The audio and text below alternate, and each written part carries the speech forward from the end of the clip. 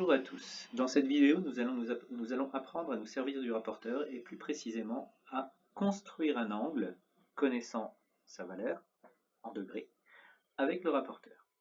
Donc ici, à travers cette vidéo, ça va se faire à travers deux exemples. Premier exemple, tracer un angle de 64 degrés. Deuxième exemple, tracer un angle de 122 degrés. Donc, quoi qu'il arrive, la première étape dans tous les cas de figure, c'est de tracer une demi-droite. Pourquoi tracer une demi-droite? Un angle, petit souvenir sur les angles, c'est constitué de deux demi-droites de même origine. Donc il faut bien commencer quelque part, et la première étape, tracer une demi-droite. J'ai tracé la demi-droite avec son origine.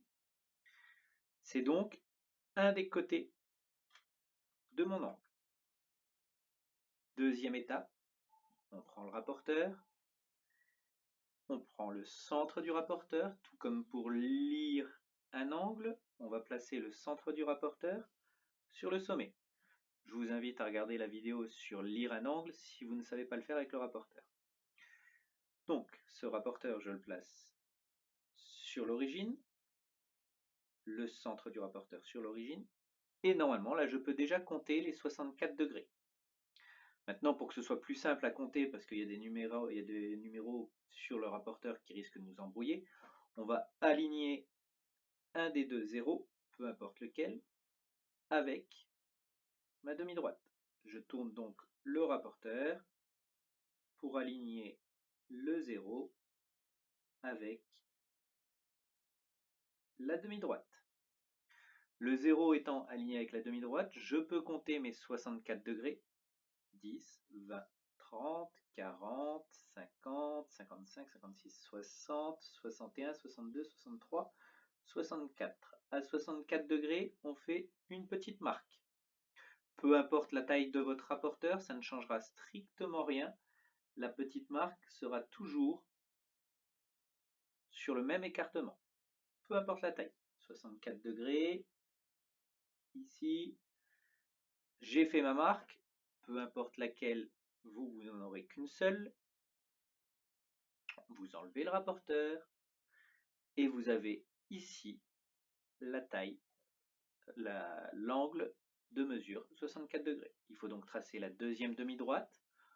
On a d'une part l'origine, d'autre part un point. On peut donc la tracer. On ne s'arrête pas au niveau de la marque, ce n'est pas un segment, c'est une demi-droite. Donc cette demi-droite, elle se prolonge de manière infinie, mais surtout ce n'est pas la marque, la taille ici qui définit l'angle. La marque ne fait que définir l'écartement. En aucun cas une longueur ici. Et donc, on a bien sur cet angle 64 degrés. Si on n'est pas sûr de soi, on va revérifier un coup avec le rapporteur. Je place le rapporteur sur le sur le sommet de l'angle. Je mesure. J'ai mal placé mon rapporteur. 64 degrés ici. J'ai bien 64. Mon premier exemple est terminé. Deuxième exemple. Tracer un angle de 122 degrés. Exactement le même principe. Première étape. Je trace une demi-droite.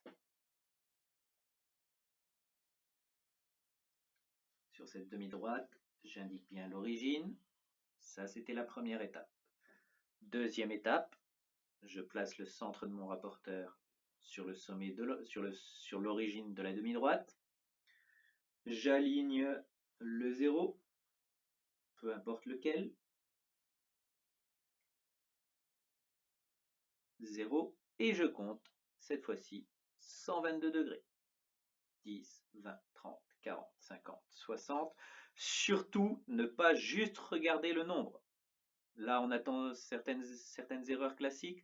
Regardez le nombre 122 et se placer ici. Non, on compte bien les graduations. 10, 20, 30, 40, 50, 60, 70, 80, 90, 100, 110, 120. 120 et attention, on est parti comme ça. Donc le 120 quand on est là, on compte 121, 122 ici. surtout pas vers la droite parce que là on revient en arrière, ça ferait 119, 118. Donc non, 120, 121, 122. La petite marque étant tracée, je place ma règle et je trace ma deuxième demi-droite. Ma demi-droite étant tracée, j'ai bien mon angle ici qui mesure 122 degrés. Vous savez construire maintenant un angle avec le rapporteur.